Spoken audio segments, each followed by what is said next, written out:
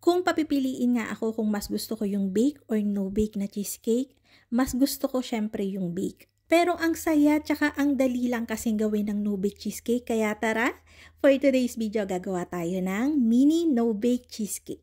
Dito muna nga ako gumawa sa labas dahil bukod sa maliwanag na, natatakot na ako sa meral ko.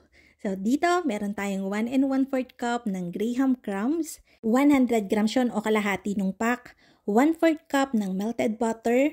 I-mix natin yan hanggang lahat ng granules ng graham crumbs basa. Set aside.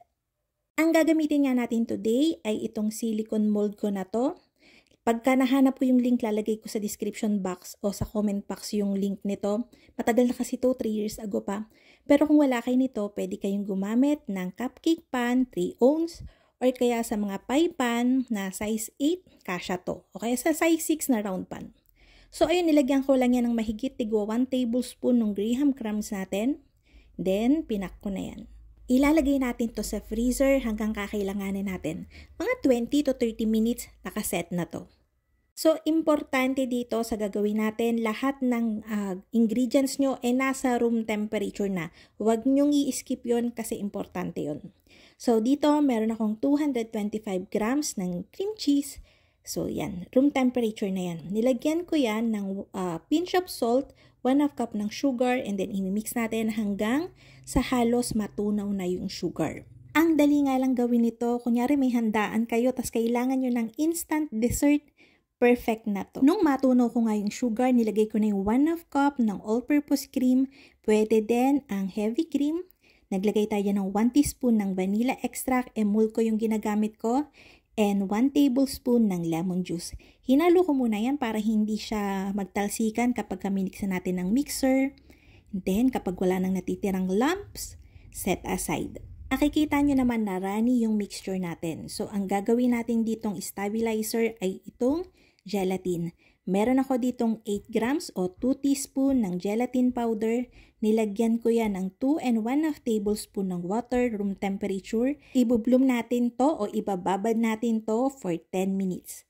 After 10 minutes, meron ako ditong kumukulong tubig dito sa pot. Then, i-double boiler natin yan. Pwede rin natin tong i-microwave for 30 seconds para maging mabloom siya o maluto siya. Kapag clear na yung gelatin nyo, okay na yun. So, nakikita nyo dito habang mini-mix ko yung ating mixture, unti-unti kong binubuhos yung gelatin. Kaya, importanteng nasa room temperature lahat ng ingredients nyo kasi yung gelatin, nagsiset yan kapag malamig. Pagka binuhos nyo yan ng malamig yung mixture nyo, magbubuo-buo lang yan. So, yung mixture natin, nirest ko yun for 10 minutes para pumaibabaw yung mga bubbles. Then, tinransfer ko na yon dito sa ating piping bag and ipapipe ko na siya dito sa ating silicone molder. Sakto to para sa 12 pieces. Itaktak ko yan para mawala agad yung mga bubbles and then lagay sa freezer for 3 to 4 hours. Kailangan kasi na ito ay talagang frozen na bago natin siya i-release sa molder para hindi ma-damage. Kaya mahilig ako sa mga silicone molder kasi ang daming pwedeng paggamitan sa kanya. Napapagbikan din to, tas nagagamit ko rin to sa mga mousse. Tingnan nyo, ang cute niya, tas ang linis na kagad tingnan. Matibay naman yung mga silicone mold, basta tama yung pagtatabi nyo sa kanya. Hindi yan basta-basta nasisira. Ang kalaban mo lang dyan, ipis o daga, di ba? After nito, ayan, marami tayong pwedeng gawin dyan. Pwede natin tong lagyan ng mirror glaze, or kaya lagyan ng chocolate coating. Kaya nga sabi ko sa inyo kanina, ang saya-saya gumawa ng mga no-bake na cheesecake. So para mas simple, maglalagay na lang tayo ng toppings. Dito, meron tayong blueberry. Siyempre, ito yung favorite ng masa, hindi pwedeng mawala. Nilalagay ko lang siya sa piping bag para mas malinis yung pagkakalapat natin sa kanya. Ito naman yung nauusong flavor ngayon, yung Biscoff. Hindi ko alam pero iba nakikita ko. Ako lang ba pero pinasyalang mari din naman siya. Ewan ko lang. So, ilagay natin yan. Mga 1 tablespoon to 1 1/2 tablespoon. Then, spread. Tapos, syempre, hindi mawawala yan para malaman na yan ay Biscoff. Ay, lagyan natin ng kalahating biscuit. Kalahati lang kasi ang mahal nito, grabe. Doon lang tayo sa totoo. Ang mahal talaga nito.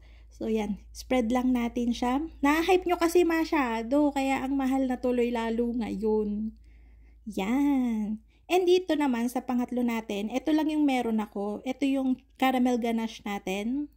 So, ganyan yung texture niyan kapag ka naka-room temp. May posted na tayo na recipe nito, caramel ganache. So, hanapin nyo na lang. Pwede tong i-spread, pwede rin tong i-pipe. So, yung pinipe ko na lang yan ng kaunti and then tap na lang natin ng chocolate. Ang dami nga nitong pwedeng paggamitan eh. Nung caramel ganache natin, pwede siya sa tarts, sa cakes, dami pa. So, lahat ng maisip nyo pang feeling sa donut, sa croissant. So, lagi akong meron talaga nito. So, ayun na nga. Ito na nga yung ating no-bake cheesecake. Diba? Ang cute. Kaya i-try nyo na. Pero syempre, paalala lang, since gelatin yung ating pinang-stabilize dito, kailangan nasa chiller siya o lagi siyang malamig. So, ayun na nga mga kalutong tinapay. Sana'y nagustuhan niyo yung ating video for today. Magkita-kita tayong muli. Ito pong Milhan Lutong Tinapay. Bye-bye!